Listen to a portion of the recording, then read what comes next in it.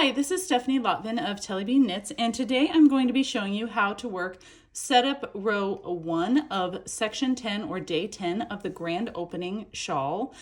If you are working from the Suburban Stitcher Advent Calendar and you have not yet opened days 1 through 10 of your yarn, I suggest pausing the video here, come back and join me for this video once you have opened the first 10 days of your yarn.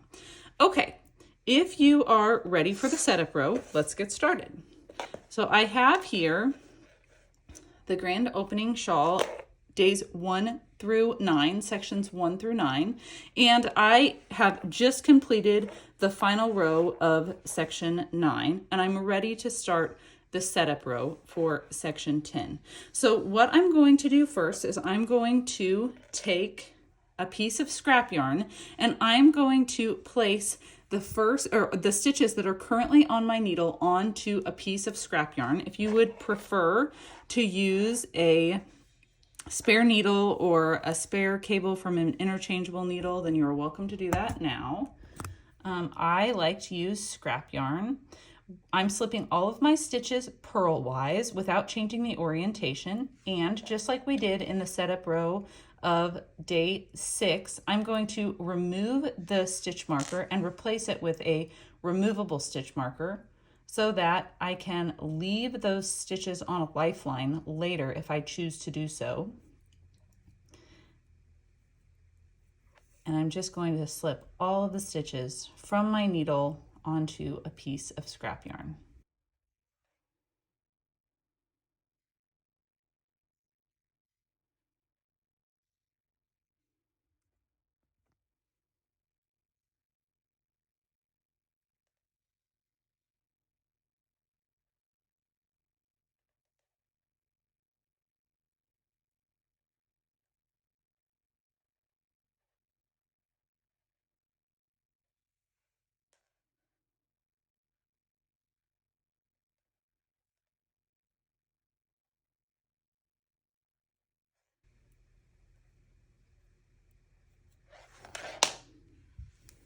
Okay, I'm going to pull my scrap yarn through and go ahead and tie off the ends of my scrap yarn so that I don't lose any stitches as I work on the coming sections. So now I have, with the right side of my work facing me, I have just put all the stitches from the end of section 9, day 9, onto a second piece of scrap yarn. And now I'm ready to pick up stitches along the edge of days 6, 7, 8, and 9. I'm going to pick up 24 stitches along this edge. And I'm going to take my needles, and what I'm going to look for is we've created a 2-stitch slip stitch edging on the side of these clues, and you can see on the front edge, this is the right side of my work, you can see those little loops, those V's that we're getting on the front side of our work. See, 1 leg, 2 legs, that makes that V.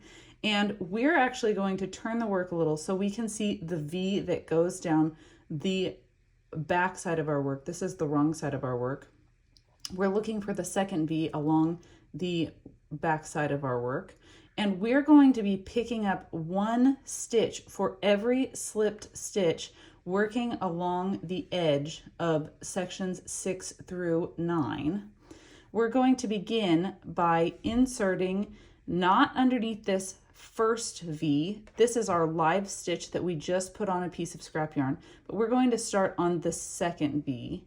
We're going to insert the needle under both legs of that V, and then grab your yarn, and we are going to pull a loop through under both legs of that yarn, of that V with our yarn. So I've now picked up 1 stitch and I'm ready. I'm going to turn my work a little towards the back and look for the next V, and I'm going to insert under the next V, pull through another loop.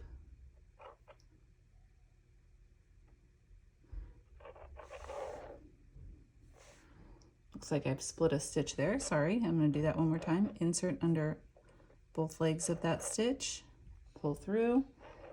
I'm going to insert through the next stitch, pull through for the next to be, insert my needle under both legs of that stitch, insert under the next one. I'm going to work down, picking up one stitch for each slip stitch along this edge.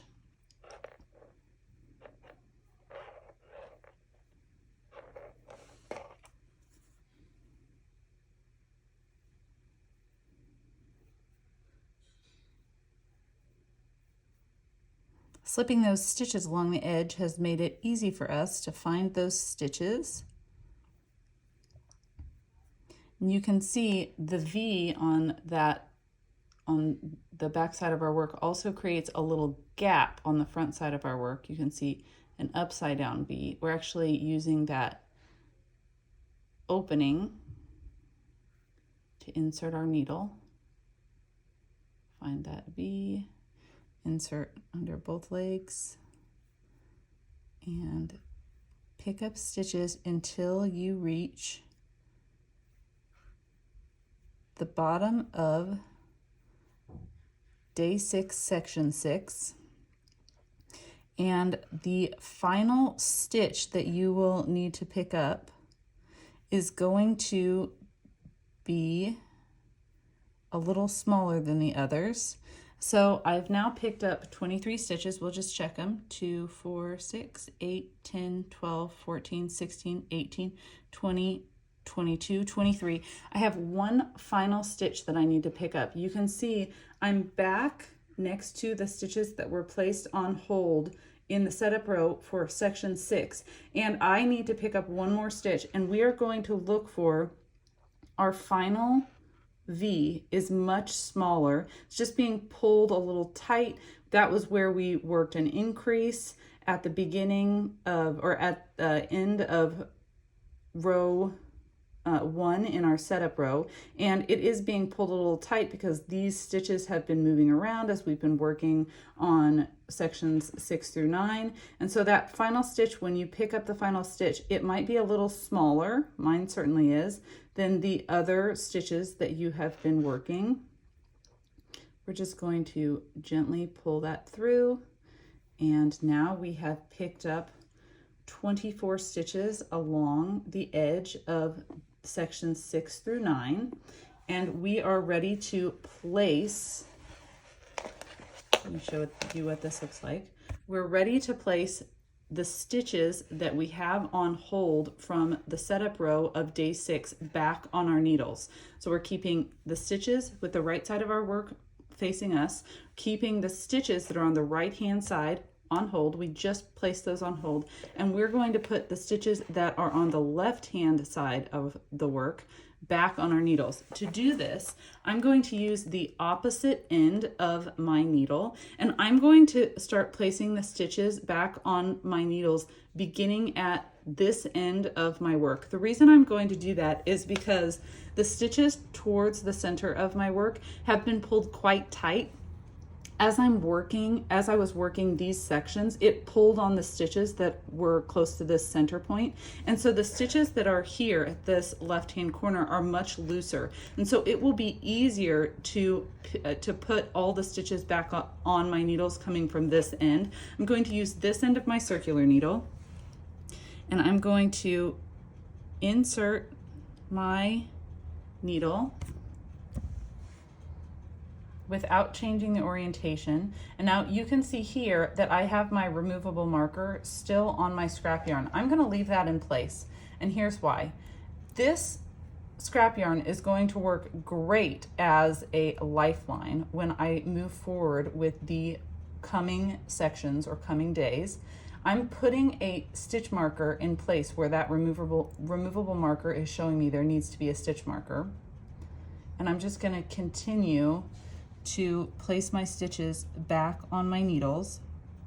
And the reason that I'm leaving that yarn that is holding my stitches on or in my knitting is that this will work as a great lifeline for those coming sections in case I make a mistake or I decide I want to make a change.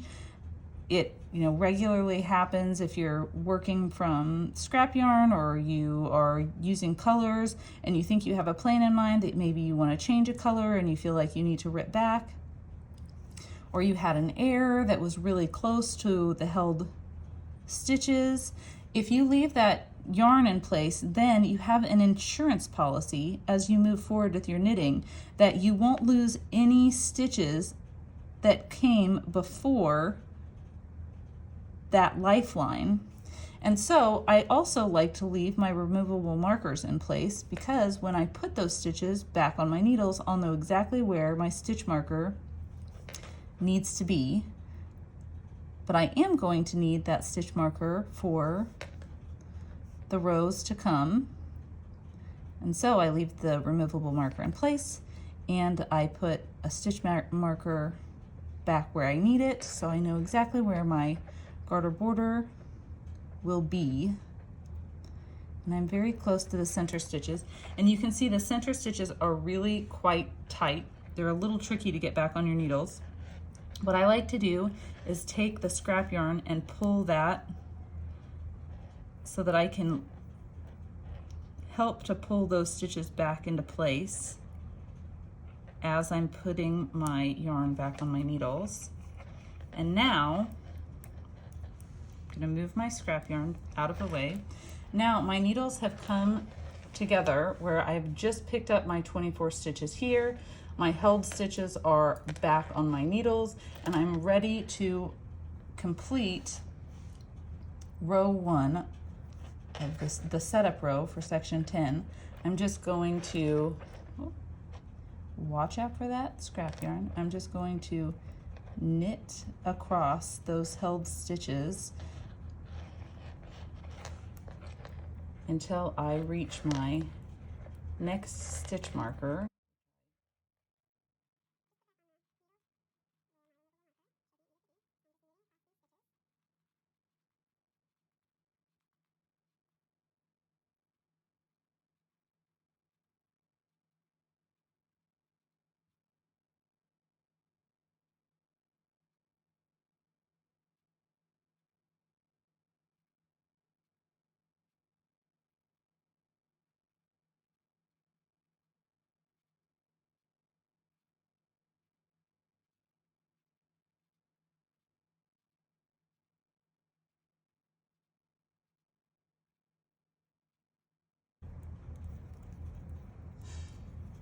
Okay, I've reached my stitch marker.